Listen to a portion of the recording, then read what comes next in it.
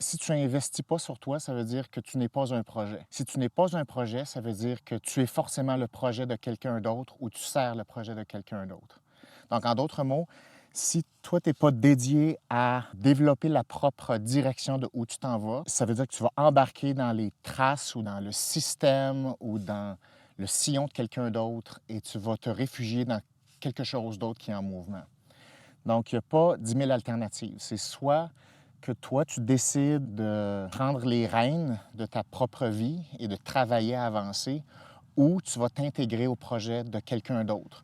Ça peut être quelqu'un d'autre, ça peut être un autre groupe, ça peut être une entité plus grande, mais il y a toujours quelqu'un qui va gagner à quelque part. Donc, c'est une lutte de force continuelle. Si tu n'as pas cette force-là, toi-même, pour servir ton propre projet, qui est ton propre développement, ça veut dire que tu deviens une ressource pour un autre projet. Et ça a des grosses répercussions parce que si tu dis, moi, je veux une vie qui me ressemble, puisque je suis unique et que j'ai eu une vie unique, j'ai une biologie, un ADN qui est unique, bien, ça veut dire que tu dois être dédié à faire apparaître cette unicité-là. Ça veut dire que c'est pleinement ta responsabilité. Mais si tu décroches de ça, tu abandonnes l'idée de développer ton unicité et tu deviens une ressource parmi d'autres ressources qui sert à d'autres projets et d'autres ont le courage de le faire. Parce que si toi, tu n'as pas le courage de mener ta propre barque, d'investir dans toi, il y a quelqu'un d'autre qui investit dans un autre projet. Donc, il y a tout le temps quelqu'un qui investit dans une vision à quelque part. Et que ce soit la tienne ou quelqu'un d'autre, tu vas faire partie de quelque chose. Et l'idée, c'est de dire, il faut que tu fasses partie de ton propre projet. Ça ne veut pas dire que tu ne peux pas contribuer au projet des autres, parce que tu as des entrecroisements là-dedans, ce qu'on appelle des collaborations. Tu ne peux pas te déresponsabiliser de mener ton propre projet qui est toi-même.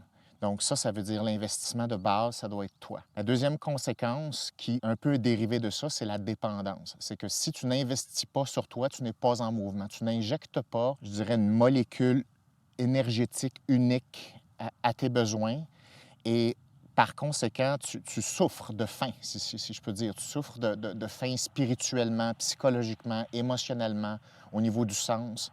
Et donc, si tu as une espèce de carence à ce niveau-là, ton âme ou ton cerveau va se nourrir de quelque chose d'autre qui va être un renforcement. Et le renforcement provient de l'extérieur, ce qui crée la dépendance et ce qui fait en sorte que tu continues à travailler comme un esclave pour d'autres choses que toi-même, ton propre développement. Donc, c'est une forme d'esclavagisme moderne, passif, accepté, qui est accepté d'être fouetté à coups de petites doses de dopamine au service de d'autres projets qui n'ont rien à voir avec toi. Et tout ça en étant le plus confortable possible. On est dans une phase où on est tellement confortable que les coups de fouet, on les sent pas. C'est comme, on pense qu'on peut les éviter tranquillement. Cette souffrance-là va juste passer, c'est une mauvaise passe, alors que c'est pas une mauvaise phase, c'est un mauvais positionnement de soi dans l'univers. Donc, je dirais que ça, c'est la deuxième grande conséquence de ne pas investir sur soi, c'est qu'il va forcément y avoir une forme d'esclavagisme à la dopamine, au plaisir, au renforcement court terme, à la diminution court terme de la souffrance, de l'anxiété, de la dépression, des choses comme ça. Troisième conséquence, c'est que le temps passe et tu ne peux pas le récupérer, ce temps-là. C'est pas une idée, c'est pas une idée nouvelle, il n'y a rien de nouveau là-dedans. Mais la chose dont on devrait se rappeler, c'est que si on laisse pas de traces soi-même de sa propre vie, plus le temps avance, plus il y a une pression qui s'accumule sur soi pour qu'un miracle apparaisse. Alors, il y a une pression avec l'âge qui arrive.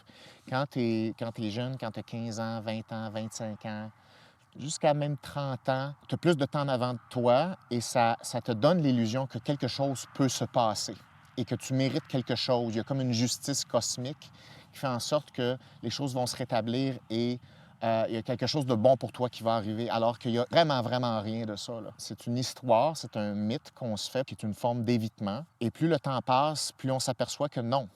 Et plus le temps passe, plus on commence à être de plus en plus anxieux que ce miracle-là arrive et que les choses retournent à notre avantage, qu'on se sente valorisé, que notre vie nous ressemble, qu'on soit reconnu par les autres.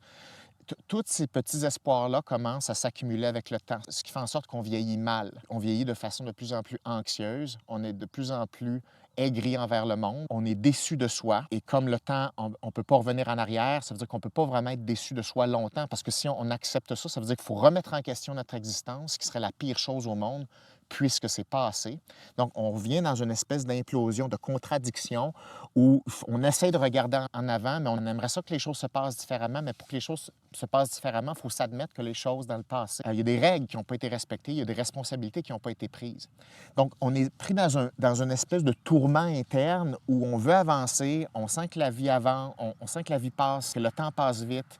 On ne veut pas remettre notre vie en question au complet. On ne veut pas se taper sur la tête non plus parce qu'on serait complètement impuissant. Mais d'un autre côté, on aimerait ça faire des changements, mais on ne sait pas trop comment. Donc, on est encore les fesses entre deux chaises entre la culpabilité d'avoir manqué sa vie et l'espoir qu'un message ou qu'une circonstance arrive pour débloquer les choses, alors que ça n'arrivera jamais. Et ceci, on n'en parle pas parce que c'est juste pas comme ça que ça marche le marketing. C'est pas comme ça que la psychologie marche. La psychopop ne fonctionne pas comme ça.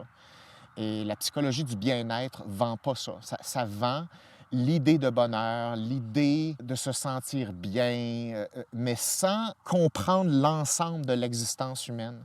Donc, on joue à vendre des petits morceaux psychologiques et à gauche et à droite, puis il y a tous des petits rois là, de tous ces petits sujets-là. Fait que c'est une grosse business, le bien-être et le sens de la vie. Puis c'est bien correct, la business, ça me dérange pas, ça.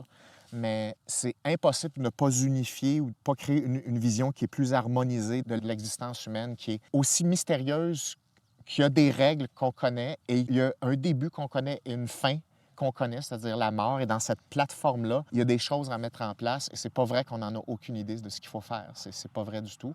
On n'est pas, ça fait pas 10 ans qu'on se pose cette question-là. Ça fait des milliers et des milliers d'années. Je pense qu'il faut revenir à une espèce de vue d'ensemble, d'investissement sur soi, parce que ça revient à la base, c'est ça. C'est-à-dire, si tu investis pas sur toi, t'es un pion. Si c'est quelque chose qui vous intéresse, le sens de la vie, si vous avez un temps limité sur la Terre, si vous êtes un humain, il y a des grandes chances que l'événement Y vous concerne, puisqu'on va adresser en partie ces questions-là, c'est-à-dire qu'est-ce qu'on fait dans un temps de vie limité, avec les pressions sociales qu'il y a, avec les distracteurs qu'il y a en ce moment. Et je vous invite à consulter la page de l'événement Y. Il y a toutes sortes de billets pour tous les prix et ça va être bien le fun. Ça va changer beaucoup de choses pour vous et c'est désigné pour ça. Donc, on se voit au Centre Bell le 20 octobre.